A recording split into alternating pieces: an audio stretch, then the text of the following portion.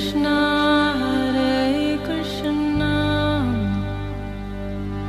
Krishna Krishna Hare Hare Hare Rama Rama Rama Hare Hare। नमस्कार, radio मानव रचना 107.8 पर मैं हूँ सरिता आपके साथ और आप कार्यक्रम सुन रहे हैं आत्मदर्शन। श्रोताओं, ये कार्यक्रम हम लेकर आते हैं आपके लिए जिसमें बहुत सारा आध्यात्मिक ज्ञान आप तक पहुंचाने की कोशिश करते हैं और हमेशा की तरह स्टूडियो में मौजूद होती हैं रागलेखा दासी जी, चरणाचित युगाचार्य श्रीमद भक्ति वेदांत नारायण गोस्वामी जी की शिष्या रागलेखा दासी जी। आपका स्वागत है हमारे स्टूडियो में। हरे कृष्ण जी। श्रोताओं, आप सभी जानते हैं पिछले कई एपिसोड से हम बात कर रहे हैं महाभारत के बारे में। एक ऐसा संग्राम, एक ऐसा युद्ध जिसने पूरी धरती को लहूलुहान कर दिया और पूरी धरती जो है लाल हो गई। इस महाभारत के बारे में, इस महायुद्ध के बारे में हम लगभग सभी जानते हैं और इसी के बहुत सारे तथ्य है, इसी के बारे में बहुत सारी कथाएं हम रागलेखा दासी जी से जान रहे हैं। पिछले एपिसोड में हम युद्ध का वर्णन ही जान रहे थे। युद्ध अपनी चरम सीमा पर है और अभिमन्यु के बारे में हमने जाना पिछले एपिसोड में कि किस तरह से उस महान योद्धा ने बहुत ज्यादा जो है अपनी पूरी ताकत के साथ उसने लड़ाई की, लेकिन फिर भी किसी तरीके से वो मारे गए। और अब इसी कथा को हम आगे जारी करते हुए जानते हैं रागलेखा दासी जी से। जी। अभिमन्यु ने अपने हाथ में चक्र ले लिया और विष्णु की भांति सुशोभित हो रहे हैं और उन्होंने फिर दुशासन कुमार के रथ और घोड़ों को गदा से चून कर डाला और दुशासन का पुत्र तो को बड़ा क्रोध हुआ और वह भी गदा उठा के अभिमन्यु की ओर दौड़ा। फिर तो दोनों में एक दूसरे को मारने की इच्छा से परस्पर प्रहार करने लगे। दोनों पर गदा के अग्रभाग की चोट पड़ी और दोनों साथ ही पृथ्वी पर गिर पड़े। दुशासन कुमार पहले उठा और अभिमन्यु अभी उठ ही रहा था कि उसने उसके मस्तक पर गदा मारी। उसके प्रचंड आघात से बेचारा अभिमन्यु पुनः बेहोश होकर गिर पड़ा। इस प्रकार एक बालक को बहुत से लोगों ने मिलकर मारा। आकाश से टूटकर गिरे हुए चंद्रमा की भांति उस वीर को रणभूमि में गिरा देख अंतरिक्ष में आकार करने लगे। सबने एक स्वर में कहा, द्रोण और कर्ण जैसे थे प्रधान महारथियों ने मिलकर इस अकेले बालक का वध किया है। इसे हम लोग धर्म नहीं मानते। चंद्रमा और सूर्य के तुल्य कांतिमान अभिमन्यु को इस प्रकार पड़ा देखकर आपके योद्धाओं को बड़ा हर्ष हुआ। ये संजय बता रहे धृतराष्ट्र को। अब पांडवों के हृदय में बड़ी भारी पीड़ा हुई। अभिमन्यु अभी बालक था, युवावस्था में उसका पदार्पण भी नहीं हुआ था। वीर के मध्य युधिष्ठिर के देखते देखते संपूर्ण पांडव सेना भाग चली। ये देखकर युधिष्ठिर ने उन वीरों से कहा, वीरों, युद्ध में मृत्यु का अवसर आने पर अभिमन्यु ने पीठ नहीं दिखाई। तुम भी उसी की भांति धीरता रखो, डरो मत। हम लोग निश्चय ही शत्रुओं पर विजय कर पाएंगे। अभिमन्यु कृष्ण और अर्जुन के सामने पराक्रमी था। वह 10,000 राजकुमारों और महारथियों के कौशल्य को मारकर मरा था।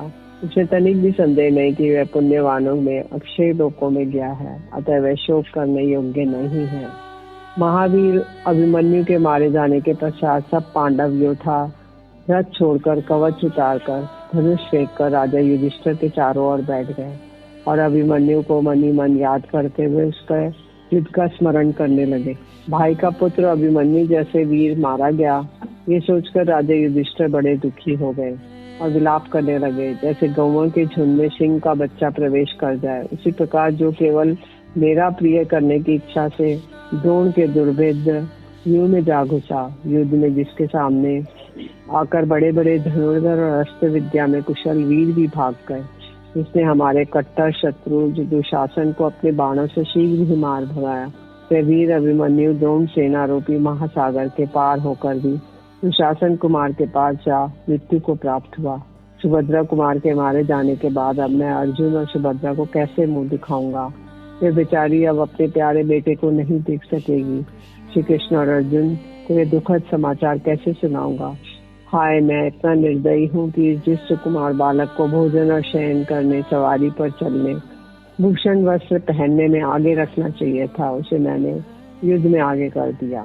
अर्जुन कुमार को मारा गया देखकर अब विजय से भी मुझे प्रसन्नता ना होगी। इसके बिना पृथ्वी का राज्य, अमरत्व, देवताओं के लोगों का अधिकार भी मेरे किस काम का है। कुंती नंदन युधिष्ठिर जब इस प्रकार विलाप कर रहे थे, उसी समय महर्षि वेदव्यास जी वहां पर आ पहुंचे। युधिष्ठिर ने उनको यथोचित सत्कार किया। जब वे आसन पर विराजमान हुए तो अभिमन्यु की मृत्यु के शोक से संतप्त होकर उनसे कहा, मुनिवर सुभद्रानंदन अभिमन्यु युद्ध कर रहा था। उस समय उसे अनेकों अधर्मी महारथियों ने घेर कर मार डाला है। मैंने उससे कहा था हम लोगों के लिए व्यू में घुसने का दरवाजा बना दो। उसने वैसा ही किया। जब स्वयं भीतर घुस गया तब उसके पीछे हम लोग भी घुसने लगे, किंतु जयद्रथ ने हमें रोक दिया। योद्धाओं को अपने सामने वीर से युद्ध करना चाहिए, किंतु शत्रुओं ने जो उसके साथ व्यवहार किया है वह नितांत अनुचित है। इस कारण मेरे हृदय में बड़ा संताप हो रहा है। बार बार उसी की चिंता होने लगती है, तनिक भी शांति नहीं मिलती। व्यास जी ने कहा, युधिष्ठिर तुम तो महान बुद्धिमान और समझ शास्त्रों के ज्ञाता हो। तुम्हारे जैसे पुरुष संकट पड़ने पर मोहित नहीं होते। अभिमन्यु युद्ध में बहुत से वीरों को मारकर प्रौढ़ योद्धाओं के समान पराक्रम दिखाकर स्वर्ग में गया है। भारत विधाता का विधान कोई नहीं टाल सकता। मृत्यु तो देवता, गंधर्व और दानवों के भी प्राण ले लेती है, फिर मनुष्यों की तो बात ही क्या है। युधिष्ठिर ने कहा, ये मर गए, किंतु मुझे संदेह होता है कि इन्हें मर गए ऐसा क्यों कहा जाता है। मृत्यु किसकी होती है और क्यों होती है? ये किस प्रकार प्रजा का संहार करती है और कैसे जीवों को परलोक में ले जाती है? पितामह, ये सब बातें मुझे बताइए। व्यास जी ने कहा, एक प्राचीन इतिहास का दृष्टांत दिया करते हैं। इसको सुनकर तुम स्नेह बंधन से के कारण होने वाले दुख से छूट जाओगे। प्राचीन काल की बात है। सतयुग में एक अकम्पन नाम के राजा थे। उन पर शत्रुओं ने आक्रमण किया। राजा का एक पुत्र था जिसका नाम था हरि। वह बल में नारायण के समान था और युद्ध में इंद्र के समान। उस युद्ध में दुष्कर पराक्रम दिखाकर अंत में वह शत्रुओं के हाथों से मारा गया। इससे राजा को बड़ा शोक हुआ। उसके पुत्र शोक का समाचार जानकर देवर्षि नारद जी आए। राजा ने उनका यथोचित पूजन करके बैठने के पश्चात उनसे कहा, भगवान, मेरा पुत्र इंद्र और विष्णु के समान कांतिमान और महाबली था। उसको बहुत से शत्रुओं ने मिलकर युद्ध में मार डाला। अब मैं ये ठीक ठीक जानना और सुनना चाहता हूँ कि ये मृत्यु क्या है, उसका वीर्य, बल और पौरुष कैसा है। राजा की ये बात सुनकर नारद जी ने कहा, राजन, आदि में सृष्टि के समय पितामह ब्रह्मा जी ने जब संपूर्ण प्रजा की सृष्टि की तो उसका संहार होता ना देख इसके लिए वे विचार करने लगे। सोचते सोचते जब कुछ समझ में ना आया तो उन्हें क्रोध आ गया। उनके उस क्रोध से ही आकाश में अग्नि प्रकट हुई और वे संपूर्ण दिशाओं में फैल गई। ब्रह्मा जी ने उसी अग्नि से पृथ्वी, आकाश और संपूर्ण चराचर जगत को जलाना आरंभ किया। ये देखकर रुद्र देवता ब्रह्मा जी की शरण में आए। शंकर जी के आने पर प्रजा के हित के लिए ब्रह्मा जी ने कहा, बेटा, तुम अपनी इच्छा से उत्पन्न हुए हो और मुझसे अभिष्ट वस्तु पाने योग्य हो। बताओ, तुम्हारी कौन सी कामना पूर्ण करूं? तुम्हें जो भी अभिष्ट होगा उसे पूर्ण करूंगा। रुद्र ने कहा, प्रभु, आपने नाना प्रकार के प्राणियों की सृष्टि की है, किंतु वे सभी आज आपकी क्रोध अग्नि से दग्ध हो रहे हैं। उनकी दशा देखकर मुझे दया आती है। भगवान, आप तो उन पर प्रसन्न होइए। ब्रह्मा जी ने कहा, पृथ्वी देवी जगत के भार से पीड़ित हो रही हैं। इसी ने मुझे संहार के लिए प्रेरित किया। इस विषय में बहुत विचार करने पर भी जब कोई उपाय न सोचा तो मुझे बहुत क्रोध चढ़ आया। रुद्र ने कहा, अब आपका क्रोध शांत हो जाए, यही वरदान मुझे दीजिए। प्रजा के हित के लिए कोई ऐसा उपाय सोचिए जिससे इन प्राणियों की जान बचे। नारद जी कहते हैं, शंकर जी की बात सुनकर ब्रह्मा जी ने प्रजा के कल्याण के लिए उस अग्नि को पुनः अपने में लीन कर लिया। उसे लीन करते समय उनकी सब इंद्रियों से एक स्त्री प्रकट हुई। उसका रंग काला था, लाल और पीला। उसकी जीवा, मुख और नेत्र लाल थे। ब्रह्मा जी ने उसे मृत्यु कहकर पुकारा और बताया कि मैंने लोगों को संहार करने की इच्छा से क्रोध किया था, उसी से तुम्हारी उत्पत्ति हुई है। अतः तुम मेरी आज्ञा से संपूर्ण चराचर जगत का नाश करो, उसी में तुम्हारा कल्याण होगा। ब्रह्मा जी की ऐसी आज्ञा पाकर वह स्त्री अत्यंत सोच में पड़ गई और फूट फूट कर रोने लगी। उसकी आंखों में जो आंसू झर रहे थे उसे ब्रह्मा जी ने हाथों में ले लिया और उसे भी सांत्वना दी। तब मृत्यु ने कहा, भगवान, आपने मुझे ऐसी स्त्री क्यों बनाया? क्या मैं जानबूझकर ये अहितकारक कठोर कर्म करूं? मैं भी पाप से डरती हूँ। मेरे सताए हुए लोग रोएंगे। उन दुखियों के आंसुओं से मुझे बड़ा भय हो रहा है, इसलिए मैं आपकी शरण में आई हूँ। मुझे वर दीजिए कि मैं आज से धेनु का आश्रम में जाकर आपकी ही आराधना में संलग्न हूँ, तीव्र तपस्या करूँ। रोते बिलखते लोगों के प्राण लेने का काम मुझसे नहीं हो सकेगा, मुझे इस पाप से बचाइए। ब्रह्मा जी ने कहा, मृत्यु प्रजा का संहार करने के लिए तुम्हारी सृष्टि हुई है, जाओ इस प्रजा का नाश करती रहो, इसमें कुछ विचार करने की आवश्यकता नहीं है, ऐसा ही होगा, इसमें कोई परिवर्तन नहीं हो सकता, तुम मेरी आज्ञा का पालन करो, इसमें तुम्हारी निंदा नहीं होगी। ब्रह्मा जी के ऐसा कहने पर वे कन्या प्रजा के संहार की प्रतिज्ञा किए बिना ही तप करने की इच्छा से धेनुका आश्रम में चली गई। वे अनन्य भाव से केवल ब्रह्मा जी की सुदृढ़ भक्ति रखती थी। उसने अपने धर्माचरण से पितामह को प्रसन्न कर लिया। तब ब्रह्मा जी ने प्रसन्न मन से उससे कहा, मृत्यु बताओ तो सही, किसलिए ये अत्यंत कठोर तप कर रही हो? मृत्यु बोली, प्रभु मैं आपसे यही वर चाहती हूँ कि प्रजा का नाश ना करूं।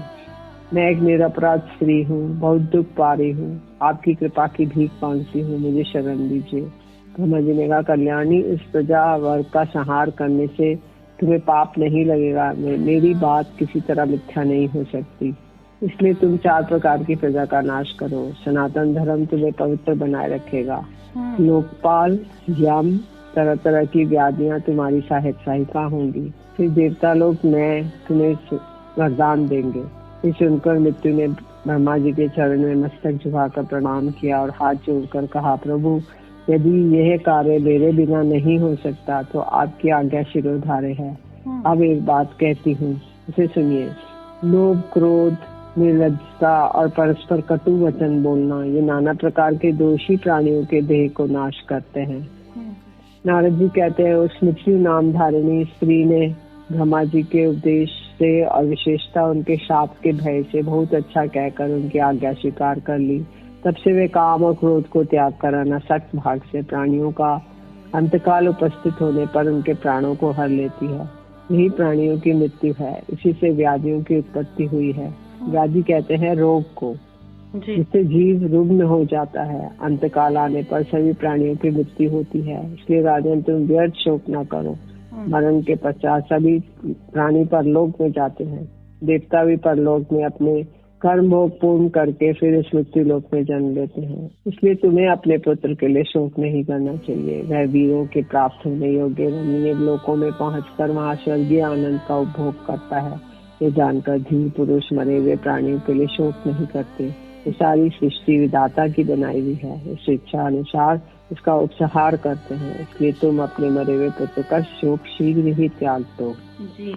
नारद जी की अर्थ भरी बातें सुनकर राजा कंपन ने उनसे कहा, भगवान मेरा ये शोक दूर हुआ, मैं प्रसन्न हूँ। आपके मुख से इतिहास सुनकर मैं कृतार्थ हो गया। महारथी अभिमन्यु युद्ध में धनुष, तलवार, गदा और शक्ति से प्रहार करता हुआ मृत्यु को प्राप्त हुआ है। वो चंद्रमा का निर्मल पुत्र था और पुनः चंद्रमा में ही लीन हुआ है। इसलिए तुम धैर्य धारण करो और प्रमाद त्याग कर भाइयों के साथ शीघ्र ही युद्ध के लिए तैयार हो जाओ। जी, बहुत ही गहरा रहस्य, मृत्यु का ये रहस्य हमने जाना। इसके अंतर्गत श्रोताओं बहुत सारी कथाएं हैं। महाभारत के अंतर्गत बहुत कुछ ऐसा हुआ जो लोग सोचते हैं कि किस तरह से हुआ होगा, लेकिन रहस्य जो है वो बताते गए ऋषि मुनि। नारद जी की ये कथा भी हमने जानी किस तरह से भगवान का ये मृत्यु का रहस्य बना है। तो अब आगे बढ़ते हैं, युद्ध पुनः शुरू होने वाला है, तो आगे की कथा जानते हैं। जी युधिष्ठिर ने कहा, मुनिवर आप अन्य राज ऋषियों की कर्मों का वर्णन करते हुए यथार्थ वचनों से मुझे सांत्वना दीजिए। व्यास जी बोले, पूर्व काल में एक शैव्य नाम के राजा थे। उनका पुत्र का नाम था सृंजय। जब सृंजय राजा हुआ तो उसकी देव ऋषि नारद और पर्वत 2 ऋषियों से मित्रता हो गई। एक समय की बात है, वे दोनों ऋषि राजा सृंजय से मिलने उसके घर आए। राजा ने उनका विधिवत आतिथ्य सत्कार किया और बड़ी प्रसन्नता के साथ सुख पूर्वक वहाँ रहने लगे। सृंजय को पुत्र की अभिलाषा थी। उसने अपनी शक्ति के अनुसार ब्राह्मणों की बड़ी सेवा की। वे ब्राह्मण वेद वेदांत के ज्ञाता थे और तप और स्वाध्याय में लगे रहने वाले थे। राजा की शुश्रूषा से प्रसन्न होकर उन ब्राह्मणों ने नारद जी से कहा, भगवान आप राजा सृंजय को उसकी इच्छा के अनुसार पुत्र प्रदान करें। नारद जी ने तथास्तु कहकर सृंजय से कहा, राजऋषि ब्राह्मण लोग आप पर प्रसन्न हैं, आपको पुत्र देना चाहते हैं, अतः आपका कल्याण हो। आप जैसा पुत्र चाहते हैं उसके लिए वर मांगे। नारद जी के ऐसा कहने पर राजा ने हाथ जोड़कर कहा, भगवान मैं ऐसा पुत्र चाहता हूँ जो यशस्वी, तेजस्वी और शत्रुओं को दबाने वाला हो, और जिसके मलमूत्र थूक और पसीने भी सुवर्णमय हो। राजा ने यहाँ ऐसे ही पुत्र हुआ, उसका नाम पड़ा सुवर्णष्ठीवी। उक्त वरदान से राजा के घर निरंतर धर्म मरने लगा। उन्होंने अपने महल, चार दीवारी, किले, ब्राह्मणों के घर, पलंग, बिछौने, रथ, भोजन पात्र सभी आवश्यक सामग्रियों को सोने का बनवा लिया। कुछ काल के पश्चात राजा के महल में लुटेरे घुसे और राजकुमार को लेकर चले गए जंगल में। सुवर्ण पाने के उपाय से उनको ज्ञात नहीं था, इसलिए उन्होंने मूर्खों ने राजकुमार को मार डाला। फिर उसका शरीर फाड़कर देखा, किंतु कुछ भी धन नहीं मिला। जब उसके प्राण निकल गए तो वह धन प्राप्त करने वाला वरदान भी नष्ट हो गया। बेवकूफ डाकू उस अद्भुत राजकुमार को मारकर स्वयं भी आपस में लड़ भिड़ कर नष्ट हो गए। अंत में वे पापी नरक में पड़े। राजा अपने मरे हुए पुत्र को देखकर बहुत दुखी हुए, बड़ी करुणा के साथ विलाप करने लगे। ये समाचार पाकर देवर्षि नारद वहां आए। उन्होंने कहा, संजय, अपनी अपूर्ण कामनाएं लिए तुम भी तो एक दिन मरोगे, फिर दूसरे के लिए इतना शोक क्यों? औरों की तो बात ही क्या है। अविकसित के पुत्र राजा मरुद भी जीवित नहीं रह सके। बृहस्पति से लाख डांट होने के कारण संवर्तन ने राजा मरुद से यज्ञ कराया था। संजय, जो प्रजा पर पुत्र के समान प्रेम रखते हैं, वे दशरथ नंदन राम भी परम धाम को चले गए। वे अत्यंत तेजस्वी थे, उनमें असंख्य गुण थे। अपने पिता की आज्ञा से उन्होंने धर्मपत्नी सीता और भाई लक्ष्मण के साथ 14 वर्ष तक वनवास किया था। तो यहाँ तक कि भगवान के ऊपर भी ये होनी नहीं टली थी। तो इसलिए नारद जी कह रहे हैं कि युधिष्ठिर जी को कि भाई आप ये उनको सांत्वना प्रदान कर रहे हैं कि आप इस तरह से शोक मत करिए। जी, जन्म और मरण इस संसार का सबसे बड़ा सत्य है और जिसने जन्म लिया है उसकी मृत्यु निश्चित है। ये विधि का विधान है और यही बात समझा रहे हैं नारद जी। और क्योंकि अभिमन्यु की मृत्यु के बाद बहुत ज्यादा शोक जो है फैल गया पांडवों में और उनकी पूरी सेना में। तो दोस्तों, इस महाभारत के युद्ध का वर्णन इसी तरह जारी रहेगा, लेकिन आने वाले एपिसोड्स में। आज के लिए बस इतना ही। रागलिका दासी जी, आपका बहुत बहुत शुक्रिया हमारे स्टूडियो में आने के लिए।